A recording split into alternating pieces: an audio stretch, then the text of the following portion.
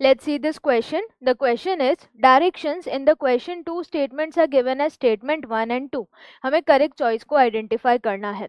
Statement 1 में बात की गई है कौन से कॉन्सेप्ट की? ग्लाइकोलिसिस की. तो एक कॉन्सेप्ट जो यहाँ पर यूज होगा that is glycolysis.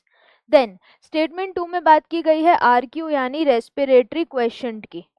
Respiratory question. तो जो दूसरा कॉन्सेप्ट यहाँ पर यूज होगा that is of respiratory question यानी आरक्यू. तो अगर दोनों स्टेटमेंट्स को देखें, सबसे पहला स्टेटमेंट है glucose and fructose are phosphorylated to give rise to glucose 6 phosphate and fructose 6 phosphate respectively. तो ग्लूकोज और फ्रक्टोज फॉस्फोराइलेट हो रहे हैं. अगर ग्लाइकोलिसिस रिएक्शन की बात करें तो जो ग्लूकोज है, ग्लूकोज कन्वर्ट होता है किसमें? ग्लूकोज 6 फॉस्फेट में. Glucose get converted into glucose 6 phosphate. और जब ग्लूकोज में फॉस्फेट ऐड होगा तो यहाँ पर एक एटीपी मॉलिक्यूल टूटेगा और बनाएगा ADP plus inorganic phosphate in presence of an enzyme hexokinase. तो ये रिएक्शन है. फिर आइसोमरेज एंजाइम की मदद से जो ग्लूकोज है वो कन्वर्ट होगा फ्रक्टोज में. तो ग्लूकोज 6 फॉस्फेट कन्वर्ट हो रहा है किस में? Fructose 6 phosphate. ये रिएक्शन तब हो रही है जब हम ग्लूकोज को एज ए सबस्ट्रेट ले रहे हैं. अगर ग्लूकोज की जगह फ्रक्टोज लिया जाए ग्लाइकोलिसिस में तो उस रेस्पेक्ट में यहाँ पर क्या होगा?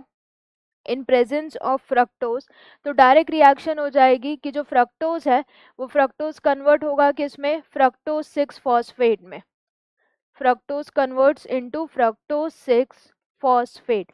तो यहाँ पर भी क्या होगा? एक एटीपी खर्च होगा और उससे बनेगा एडीपी और इनऑर्गेनिक फॉस्फेट.